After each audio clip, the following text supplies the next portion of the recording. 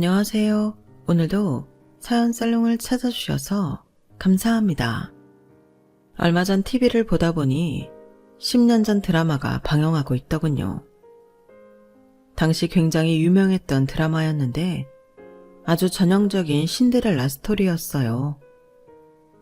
가난한 여자 주인공이 재벌 2세인 남자 주인공과 사랑의 결실을 맺는 그런 흔해 빠진 이야기였죠. 우연히 채널을 돌리다 보게 된 그 드라마 덕분에 전 지난 3일 동안 뭐에 홀린 듯이 제 사연을 적어 내려가게 되었답니다. 사실 저도 딱 그런 이야기의 주인공이거든요. 어느 날 갑자기 재벌 2세급으로 부자였던 남자를 만나면서 온갖 시련과 역경을 이겨내는 그런 전형적인 신데렐라 스토리 말입니다.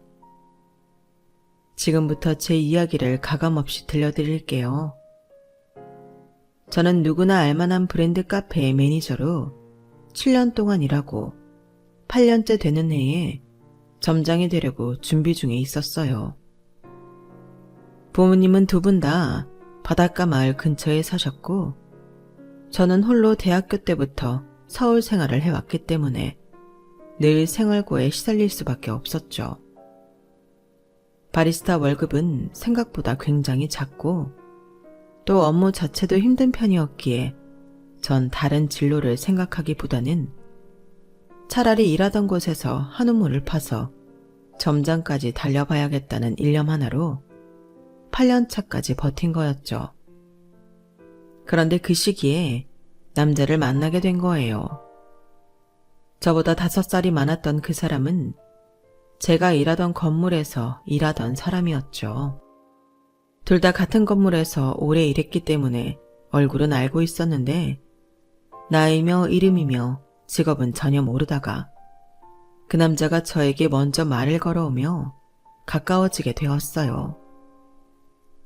처음엔 가벼운 아침 인사로 시작했는데 점점 이름도 나이도 알게 되면서 밖에서 식사까지 하는 사이로 발전하게 된 거죠. 그렇게 그 남자와 저는 서서히 연인 사이가 되었고 연애한 지 1년 만에 결혼을 약속하게 되었답니다. 사실 전 연애할 때 남편이 그렇게까지 부자인 줄은 몰랐어요. 저보다 여유가 있어 보이긴 했지만 그렇다고 제가 일하던 건물을 소유하고 있는 사람일 줄은 몰랐죠. 사실 연애할 땐 오히려 소소한 데이트를 많이 한 편이라서 서로 소박한 취향이 잘 맞는다고 생각했었거든요. 그런데 남편은 그 건물 말고도 건물을 2채나 더 소유하고 있었고 시어머니 되실 분은 더 많이 가지고 계시다고 하더군요. 심지어 남편이 일하는 회사를 운영하는 사람이 시어머니셨고요. 그걸 알게 된 것도 충격이었는데 시어머니께 따로 연락이 왔을 때는 얼마나 놀랐겠나요? 전체 번호를 가르쳐 드린 적도 없는데 말이에요. 시어머니는 결혼 전에 마감을 마친 저희 매장에 오셔서 드라마 속 장면처럼 제게 얘기하셨습니다. 단도직입적으로 말하죠. 난 그쪽이 내 며느리가 되는 게 마음에 안 드네요. 1년 사귀었다고 했나요? 어차피 얼마 만나지도 않았는데 이쯤 하고 헤어져요.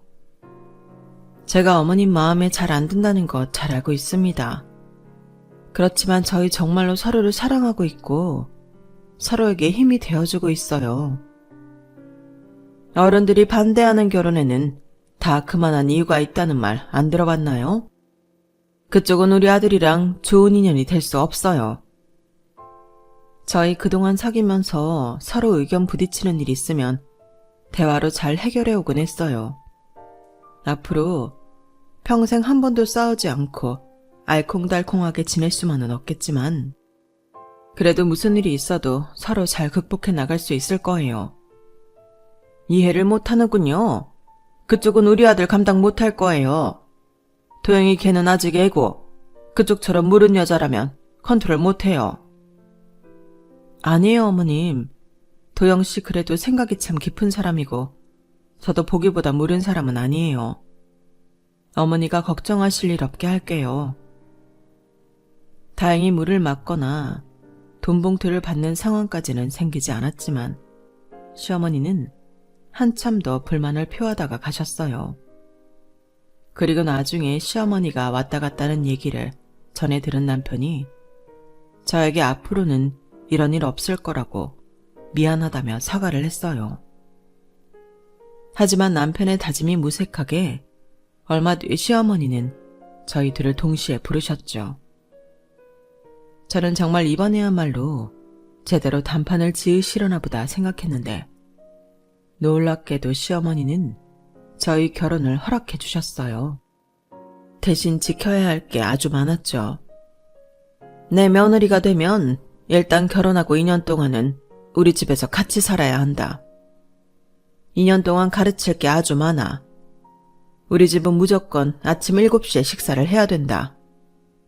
아침 식사는 소화가 잘 되는 메뉴로 적당히 먹는 게 좋아.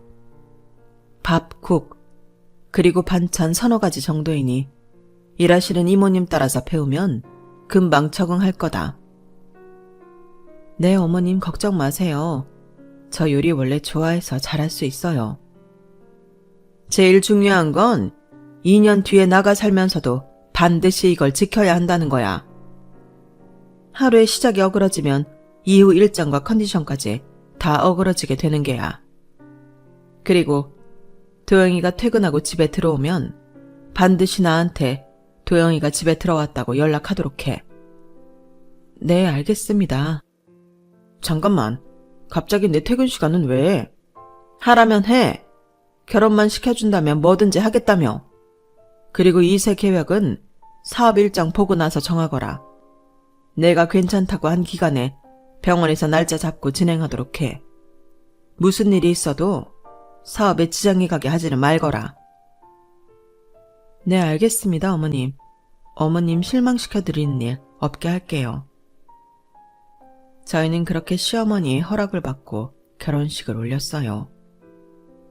결혼식도 어머니가 정해준 날짜에 정해준 예식장에서 진행해야 했죠. 저희는 결혼식을 올린 뒤 3개월 후에야 신혼여행을 갈 수 있었는데 그 역시도 시어머니가 정해준 일정대로 움직인 거였어요. 그나마 신혼여행을 간 현지에서는 저희끼리 편하게 있을 수 있었네요. 저는 결혼식 2주 전부터 시댁으로 살림을 옮겨 시집살이를 시작했는데 신혼여행을 가는 날 아침까지 오전 7시에 아침상을 차려서 다 같이 식사를 한 뒤에 공항으로 출발했어요. 이 정도만 들어도 제 시집살이가 어땠을지 감이 오시지 않나요? 그야말로 계모와 언니들에게 구박을 받는 부엌대기 신세. 그 이하도 이상도 아니었어요. 시댁에서 일하시는 도우미 이모님들 역시 저에게 아무런 정을 붙이시지 않고 사무적으로만 대하셨거든요. 게다가 이모님들마저 저에게 일을 가르치시는 입장이다 보니 결국 저에게 지시를 내리는 사람들 중 하나에 불과했어요. 하지만 처음 약속했던 대로 딱 2년만 버티면 끝날 일이었기 때문에 전 악착같이 버텨냈습니다. 매일 아침 5시에 일어나서 하루를 시작하고 원래 제가 다니던 직장도 그대로 다니며 집안에서 시키는 일까지 전부 완벽하게 해내며 버텼어요. 심지어 배탈이 난 날에도 최대한 티를 내지 않고 묵묵히 해야 할 일들을 해냈죠.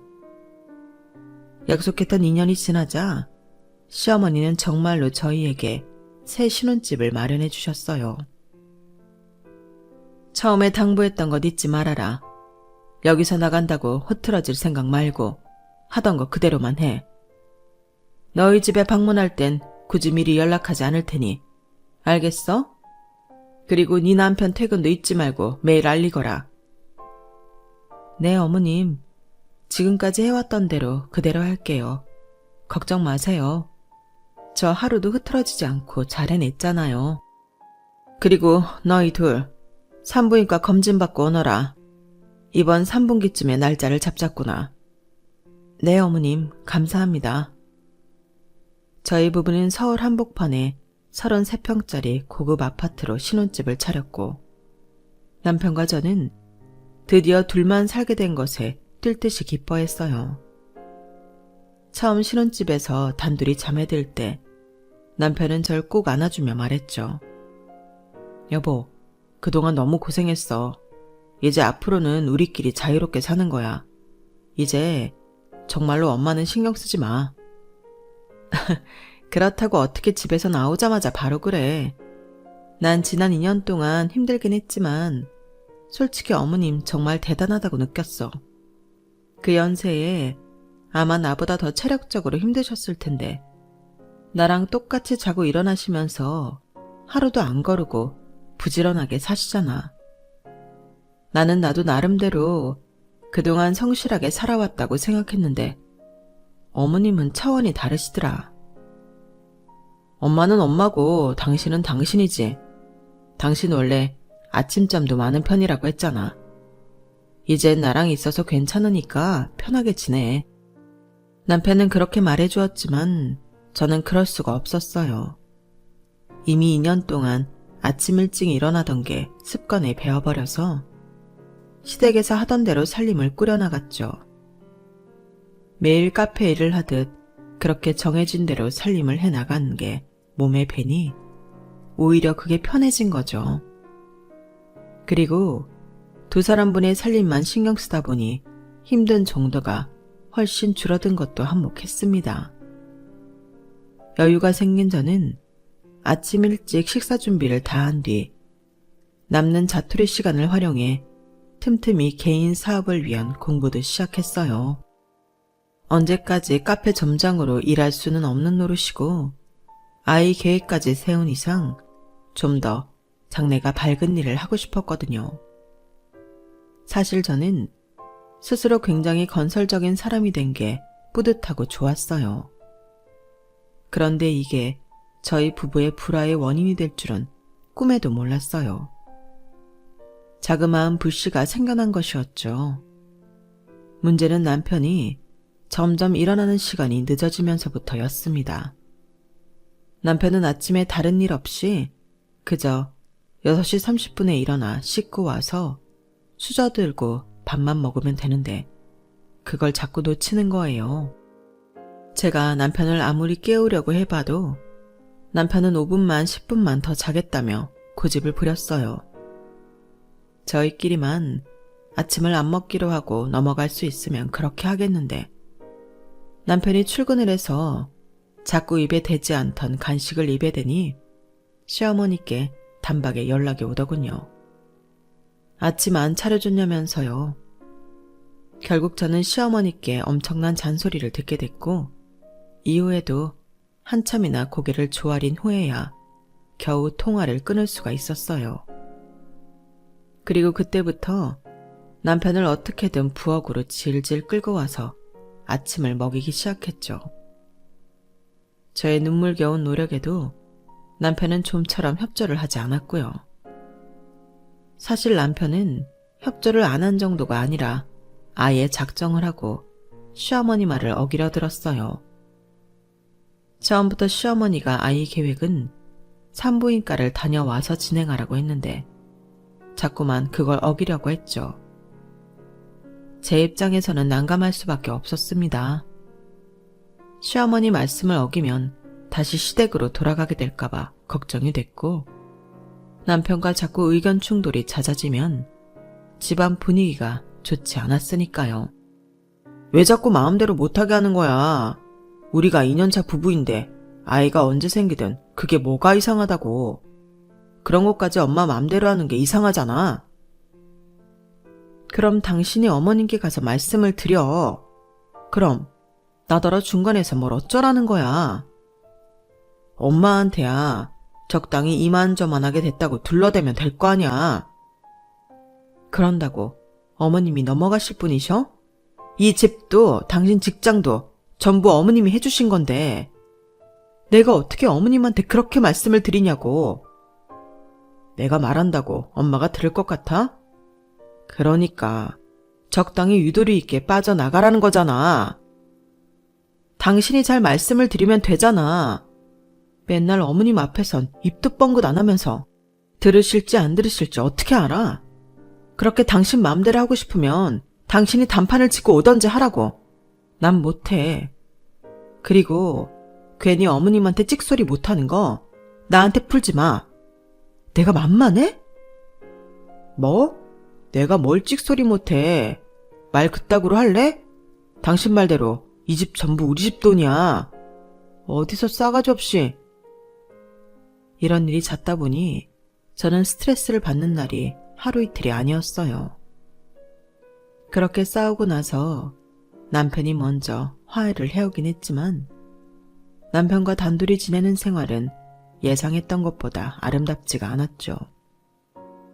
오히려 시어머니와 함께 살며 남편이 찍소리 못하던 때가 부부금슬은 더 좋았을 정도였으니까요.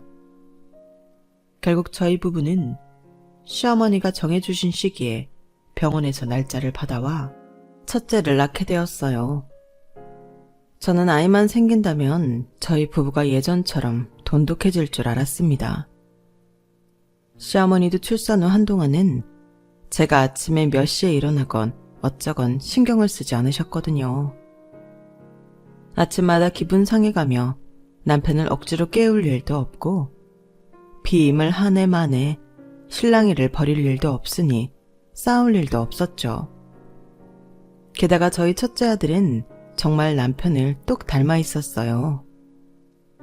왜 남자들이 자신을 똑 닮은 자식한테는 애정이 남다르다고 하잖아요.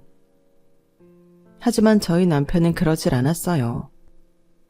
왜인지 모르게 아이한테 차가운 느낌이었죠. 웃으면서 귀엽다고도 해주고 저에게도 고생했다고 해주는데 한 가족이 아닌 직장 동료가 칭찬하는 느낌이었어요.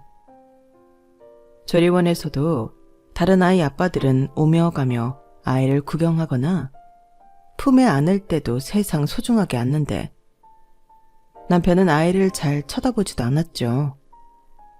오히려 시어머니가 아빠가 줄 사랑을 대신 주는 듯이 아이를 예뻐해 주셨어요. 저는 남편의 도움은 하나도 못 받은 채 오랫동안 다니던 직장을 관두고 집에서 시터와 함께 육아를 해야만 했답니다. 아이가 아직 돌도 지나지 않았을 때부터 남편이 가정에 집중하질 않으니 저는 매일같이 속이 상했죠. 그리고 그 즈음부터 남편은 자주 집에 늦게 들어왔어요. 그러면서 저에겐 시어머니한테 몇 시에 집에 들어왔다고 말하라며 거짓말을 시켰죠. 전 처음엔 싫다고 거부하며 이 일로 또 몇 번이나 부부싸움을 했어요. 아이가 없었으면 대체 무슨 일로 늦길래 거짓말을 시키냐며 끝까지 대답을 추궁했을 거예요. 하지만 애 키우느라 정신이 없으니 싸워봤자 정신만 피폐해질 뿐 얻는 건 없었죠. 결국 전 그때부터 남편이 시키는 대로 거짓말을 하게 되었어요. 저도 그때쯤엔 에라 모르겠다 싶은 심보이기도 했고요. 그리고 3년 후 저희는 이번에도 시어머니가 정해주신 시기에 똑같이 병원에서 날짜를 받아와서 둘째 딸을 낳았어요.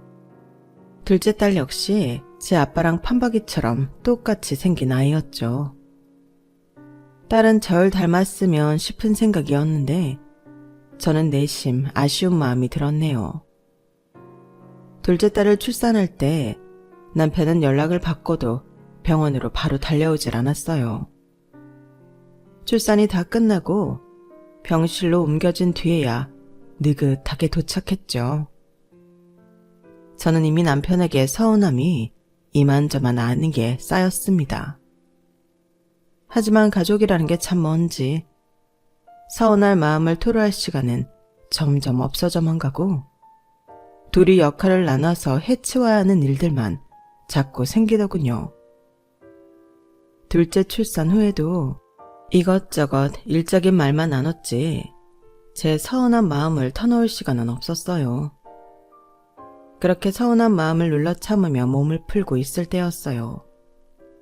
둘째 출산 직후부터 3일 내내 말도 안 하고 조용하던 남편이 벼랑간 퇴근하고 조리원으로 오더니 저에게 무서운 표정을 하고 다가오는 거였어요. 저는 남편의 표정을 보고 갑자기 왜 저러나 싶어 놀랐죠. 그런데 남편의 입에서 나온 말은 너무나 어안이 벙벙한 소리였답니다. 당신 솔직히 말해. 애 아빠들이 누구야? 뭐라고? 애 아빠가 누구냐니? 누구애? 시치미 떼지 말고 똑바로 말해. 애들 아빠가 대체 누구냐고. 갑자기 버럭 소리를 지르면서 씩씩거리니까 저는 화들짝 놀랐죠. 하지만 뭐라 변명을 할 수가 없었어요. 아니, 애당초 아무런 말을 할 수가 없었어요. 이 상황이 저도 논리적으로나 이성적으로나 이해가 가고 납득이 되어야 화가 나든 변명을 하든 할 텐데 너무 뜬금이 없고 황당한 소리를 듣다 보니 할 말이 떠오르질 않았어요. 그래서 어리 빠진 표정으로 남편을 멍하니 올려다보기만 했죠. 그랬더니 남편은 아주 기세가 등등해져서 더 크게 화를 내더군요. 바른 대로 말 안 해? 언제까지 사람 바보로 만들 셈이야. 내가 잠자코 있으니까 아무것도 모르는 줄 알아? 잠깐만, 머리 올리니까 소리 좀 지르지 마. 그러니까 우리가 낳은 우리 애 말하는 거야? 지금 저기 신생아실에 있는 우리 딸? 그래. 말꼬리 잡고 빙빙 돌리지 말고 똑바로 대답하라고. 대체 그런 의심을 누가 해? 누가 봐도 당신이 아빠잖아. 글쎄, 영 느낌이 안 좋으니까 그러는 거 아니야. 그동안 내가 집안에 잘 있지도 않았고 줄곧 당신 혼자 있었는데 다 없는 사이 무슨 짓을 했을 줄 어떻게 아냐고. 그게 무슨 억지야. 사람을 의심하면 뭐 그만한 증거라도 있어야지. 어떻게 이렇게 밑도 끝도 없이 역정부터 내고 봐? 나 참 너무 어이가 없고 황당하니까 무슨 말도 제대로 안 나오네. 나 사업하는 사람이야. 내가 사람을 얼마나 많이 보고 만나고 다니는데 딱 보면 알지. 아무래도 당신 내가 제대로 검증을 해봐야겠어. 도저히 믿을 수가 있어야지. 그러더니 남편은 정말로 그 자리에서 핸드폰으로 막 뭘 알아보더니 친자 검사하는 센터에 전화를 걸더라고요. 최대한 빠른 시일 내에 검사를 받아볼 수 있냐고요. 뭐가 잘 안 됐는지 일단 알아보겠다며 전화를 끊었는데 남편의 그 꼴을 보니 그제서야 제대로 부하가 치밀어 올랐습니다. 아무런 근거도 없는 소리를 난데없이 해대면서 그것도 출산 막 마치고 산후조리 중인 아내 앞에서 친자 검사 예약을 알아보는데 미친 인간이 제 남편이라뇨. 그 순간은 이성이 전부 날아가 버리는 것 같더군요. 지금 뭐 하는 거야? 뭐 하긴 뭐해. 내가 말했잖아. 당신을 도무지 믿을 수가 없다고. 과학적으로 정확하게 검증을 해보겠다는 거야. 그래, 해라 해. 친자 검사 그거 안 하기만 해봐. 대체 죽도록 고생한 아내 앞에서 이게 뭐 하는 짓이야. 집에는 잘 들어오지도 않는다는 게 자랑이냐? 네 와이프는 지금 네 애 낳는다고 와갖고 이 고생하는데 출산할 때는 코빼기도 안 비치던 인간이 이제 와서 하는 소리가 뭐가 어쩌고 저째? 쟤네 얼굴만 봐도 세상 사람 전부 당신 애들인 거 다 알아. 말이 되는 소리를 해야지 진짜. 당장 가서 검사해. 전 솔직히 살면서 누군가에게 그렇게 원색적인 말을 퍼붓고 고함을 쳐가면서 화를 내본 적이 처음이었어요. 그러다 보니 분노로 목소리가 덜덜 떨리기까지 했죠. 저도 제가 그런 목소리를 낼 수 있다는 걸 그날 처음 알기도 했습니다.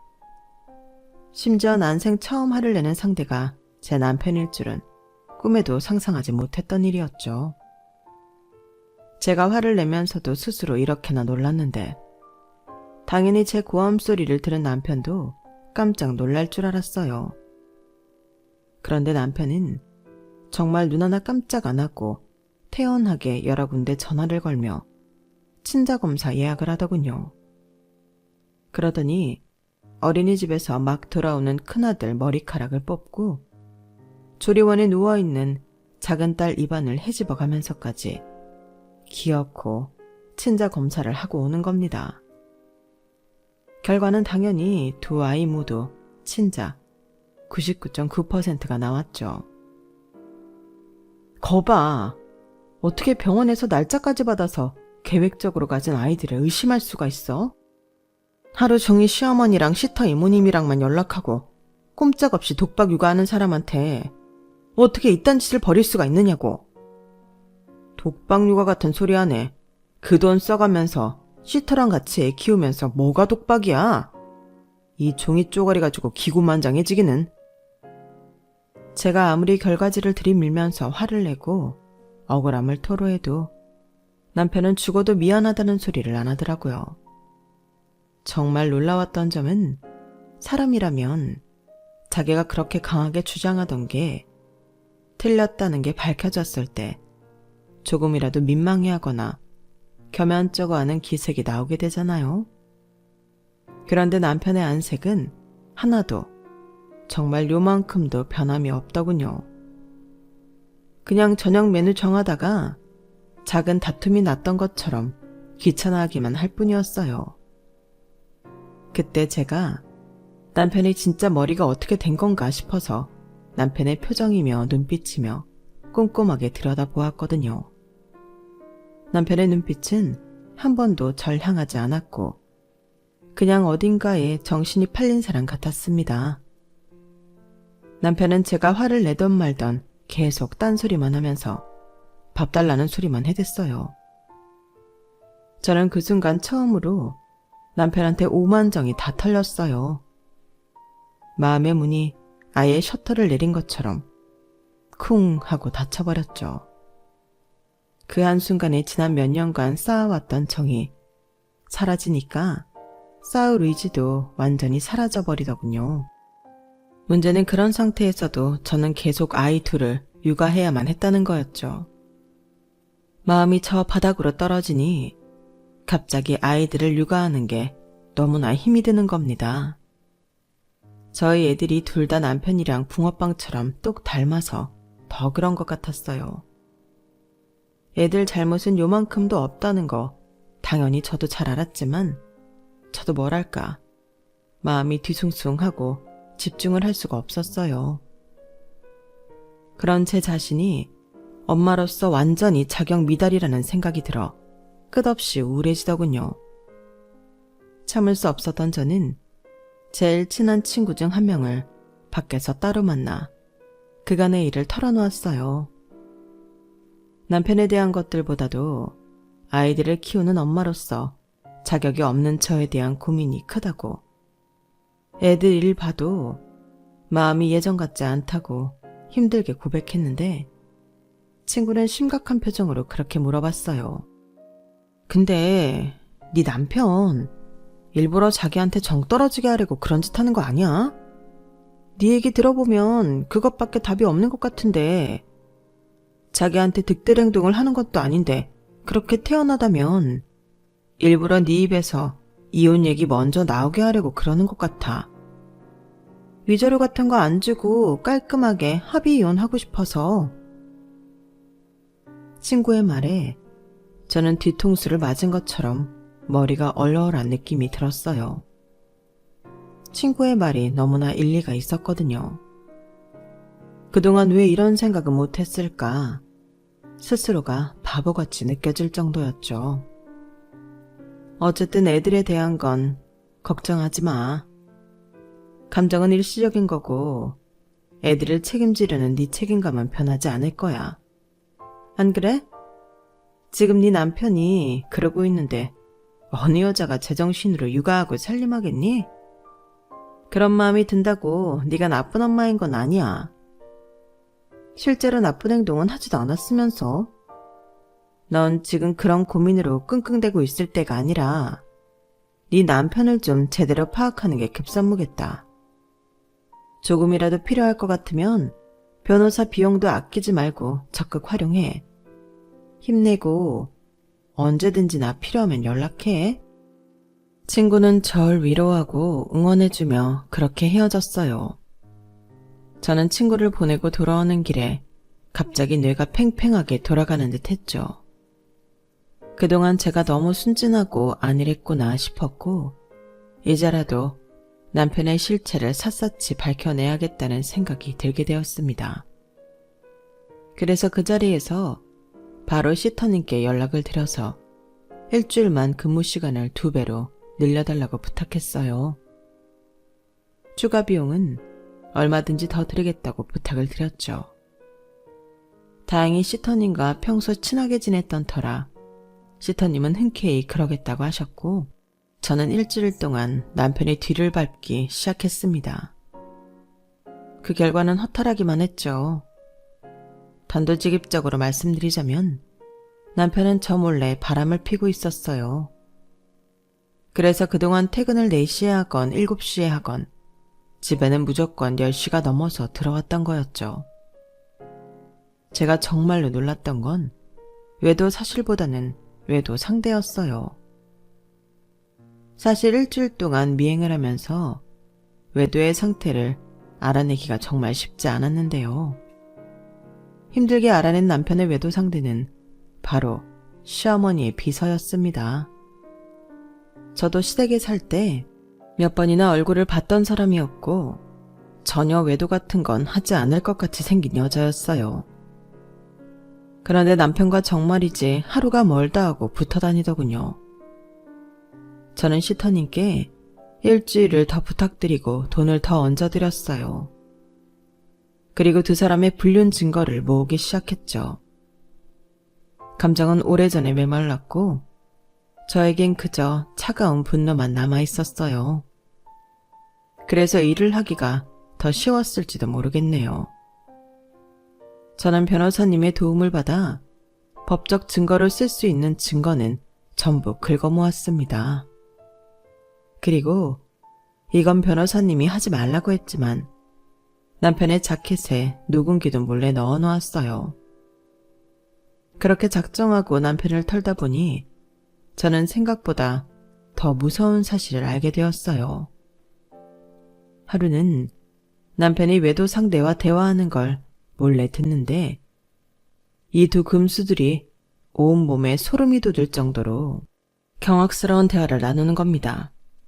자기, 오늘은 왜 이렇게 늦게 왔어? 아까운다더니. 아, 몰라. 놓친애가 자꾸 쓸데없는 일 2번, 3번 시키더라고. 이제 정말로 노망이 들 때가 됐지 뭐. 젠장. 나도 매일매일 지겨워 죽겠어. 도대체 얼마나 더 준비해야 하는 거야? 조금만 더 참아. 이 짓거리도 얼마 안 남았어. 나는 그 건물이며 재산들 전부 다 내 거 된다고 생각하면 까짓 거 똑같은 일 계속하는 것쯤이야. 몇 번이나 더 해줄 수 있어. 난 아니야. 슬슬 한계야. 서류 처리는 다 돼가? 내가 누군데. 그 정도쯤이야. 이제 정말 얼마 안 남았어. 진짜 한 방에 전부 뺏어올 거야. 그나저나 자기는 대체 언제 이혼해? 저번 달에 이혼한다더니 아직도 강간무소식이네. 미안. 타이밍을 놓쳤어. 그래도 조만간 반드시 이혼할 테니까 걱정 마. 이제 와이프도 나한테 감정이 식어버린 상태니까. 나야말로 정말 얼마 안 남았어. 어씨, 애들은 어떡하냐? 애들이 무슨 상관이야. 그냥 내치던가 하면 되지. 그래도 최대한 저렴하게 이혼하고 싶으니까 그렇지. 애 둘이면 양육비로 얼마가 깨지는지 알아? 애들을 아예 데리고 오던지 우리가 키운다고 하고 그쪽한테 양육비 받으면 되잖아. 그리고 어디 기숙학교 같은 데 보내버리면 되지. 아, 그러네. 그래도 되겠네. 그럼 최대한 빨리 이혼해볼게. 그리고 이거 받아가. 뭔데? 놓친내 핸드폰에 이 프로그램 깔아. 그럼 우리가 핸드폰 해킹해서 돈이든 뭐든 다 뺏어올 수 있으니까. 오, 오케이. 알았어. 두 사람은 시어머니 뒤통수를 치고 저와 아이들을 길바닥에 내칠 계획을 하고 있었어요. 심지어 이미 상당히 많은 준비를 마친 것 같았죠. 다른 건 몰라도 제 아이들을 어디로 보내니 많이 하는 파렴치한 소리를 들으니 손이 부들부들 떨릴 정도로 화가 나더군요. 이 내용을 전부 알게 된 이상 저 역시 곱게 이혼해줄 마음은 추호도 없었습니다. 저는 변호사와 매일같이 상담을 하며 이 짐승만도 못한 년놈들을 제대로 보내버릴 계획을 했어요. 그렇게 며칠이 흐른 뒤 남편은 평소보다 일찍 퇴근을 하더군요. 그런데 웬일로 시어머니와 함께 들어온 거예요. 전 본능적으로 오늘 뭔 짓을 저지르나 보다 생각하고 잔뜩 경계를 하고 있었습니다. 겉으론 여느 때와 다르지 않은 저녁이었지만 마치 폭풍 전야와 같았어요. 저는 저녁 식사를 마치자마자 큰아들은 일찍 아이방으로 올려보냈는데요. 문제는 작은 딸이었어요. 아직 신생아였던 작은 딸이 갑자기 우는데 제가 딸아이가 우는 원인을 찾는데 조금 시간이 걸린 거예요. 체감상 한 10분쯤 걸린 것 같았죠. 잠깐 근처 마트에 가셨던 시터님이 후다닥 오셔서 젖병을 물려주고 나서야 울음을 멈출 수 있었어요. 그런데 갑자기 남편이 그 모습을 보더니 절 손가락질 하더군요. 마치 시어머니한테 보라는 듯이 절 하자 있는 아내로 몰고 갔어요. 눈치 빠른 시터님은 둘째를 안고 후다닥 아이방으로 몸을 피하셨고요. 이거 봤어? 이 여편 내 지금 하는 꼴 봤냐고. 일도 안 하고 돈도 안 버는 주제에 꼴랑 하는 건 집에서 애 보는 것밖에 없으면서 시터가 없으면 아무것도 못한다니까? 꼴랑 애 보는 것밖에? 애 아빠 주제에 애들한테는 요만큼도 관심 안 쏟는 사람이 지금 뭐라는 거야? 어쭈, 이젠 남편한테 대들기까지? 당신이 당신 할 일을 제대로 했으면 내가 그래? 남자가 가정에 정을 못 붙이는 건 다 여자가 제대로 못했기 때문이야. 애 엄마가 돼가지고 애가 왜 우는지도 모르는 주제에 당신이 그러고도 엄마 자격이 있어? 뭐? 그럼 당신은 당신 말대로 나는 하루 종일 애랑 씨름하고 그러면서 당신 밥 차려줘, 옷 다려줘 할 거 다 하는데 당신이야말로 아침밥 먹고 나가면 백날 첫날 저녁 10시가 넘도록 집에 들어오지도 않으면서 지금 누구더러 부모 자격을 우는애? 잠깐, 도영이가 매일 저녁 10시가 넘도록 집에 안 들어왔다고? 그 얘기가 왜 나와? 지금 당신 얘기하고 있잖아, 당신 얘기. 육아 제대로 안 하는 것도 다 배우자로서 의무를 다하지 못하는 거라고. 알아들어? 전후 사정을 전부 아는 상태에서 보니 남편 하는 짓이 빤했어요. 시어머니의 도움을 받아 절 유책 배우자를 몰고 가서 제 손에 안 보고 이혼을 하겠다는 거였죠. 시어머니가 남편 편을 들어서 2대1로 싸우면 전 힘 한번 못 써보고 질 게 뻔했으니까요. 아마 남편은 제가 시어머니를 무서워한다고 생각했을 겁니다. 물론 신혼 초기엔 제가 남편과의 가정을 지키려다 보니 시어머니 눈치를 많이 봤던 게 맞았으니까요. 하지만 지금 이혼을 목전에 앞두고 있는데 곧 남남이 될 시어머니를 제가 왜 무서워해야 하나요? 저는 남편에게 단 한마디도 지지 않고 맞불을 놓았고 남편의 입에서 유책 배우자라는 단어가 나오자마자 기회는 이때다 싶어서 모든 비밀을 폭로해버렸습니다. 배우자의 의무를 다하지 않은 건 당신이지. 당신은 외도를 했잖아. 뭐라는 거야? 내가 무슨... 어머님, 이거 들어보세요. 저는 그 자리에서 그동안 녹음해둔 두 연놈의 대화 내용을 크게 틀어버렸고 핸드폰 속에는 남편과 시어머니 비서의 충격적인 대화 내용이 흘러나왔습니다. 시어머니 재산을 빼돌리고 저와 제 아이들을 돈 한 푼 안 지어주고 버린다는 얘기들이요. 남편은 경악하는 표정으로 얼굴에 핏기가 싹 가시더군요. 시어머니도 적잖이 충격을 받으신 것 같았고요. 이건 조작이야. 내가 아니라고. 조작 같은 소리 하네. 어머님, 얘네들이 말한 것처럼 서류랑 재산들, 건물 명의며 보험, 유언장까지 싹 다 확인해 보세요. 이것들이 작정하고 회사 돈까지 이미 횡령해 가면서 일을 엄청나게 벌여놨어요. 이미 많이 손을 대놨을 거예요. 난 아니야. 난 정말 아니야. 그냥 조비서 어떻게 한번 해보려고 아무 소리나 맞장구 쳐준 것 뿐이야. 당신은 딴 여자 어떻게 해보겠다고 바람핀 게 자랑이야? 그래. 내가 바람을 폈어. 그건 인정할게. 근데 무슨 이혼? 아니야.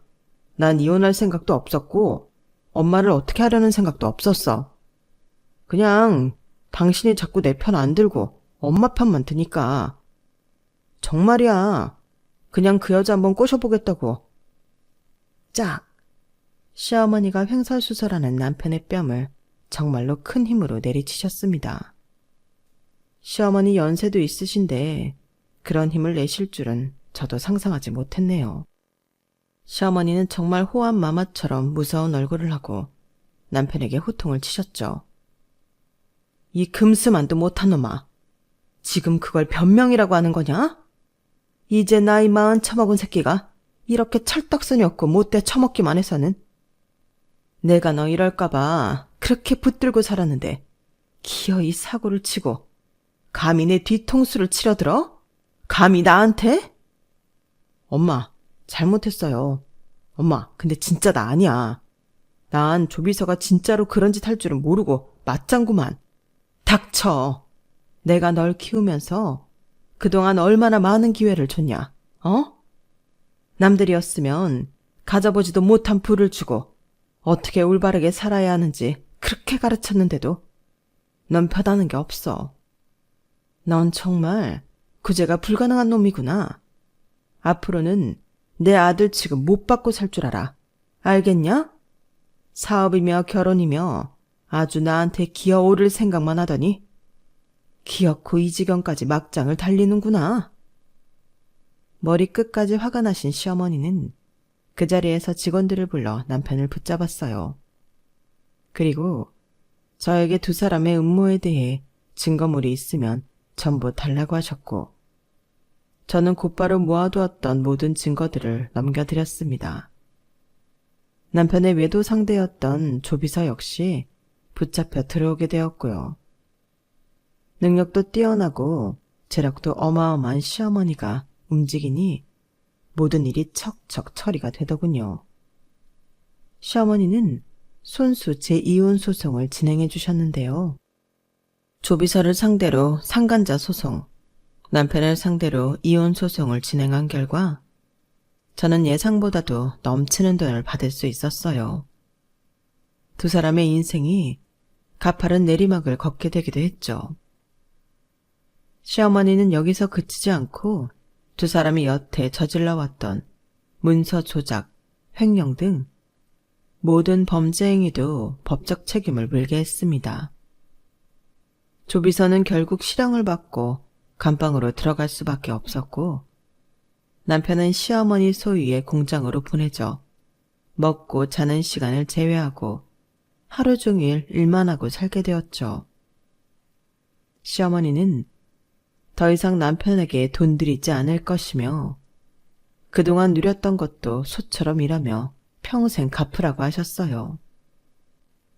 전 그렇게 그 집에서 나오게 되었답니다. 시어머니가 주셨던 으리으리한 집에서는 나왔지만 저와 애들이 살기 나쁘지 않은 괜찮은 곳으로 이사를 가게 되었죠. 시어머니는 제가 신혼집에서 나오는 날 직접 오셔서 집안에 남은 게 없는지 꼼꼼히 확인하시고 절 내보내셨어요. 이만하면 너도 섭섭하지 않을 이혼이었을 게다. 여기서 더 욕심 부리지 말고 다달이 받는 양육비로 잘 살도록 해라.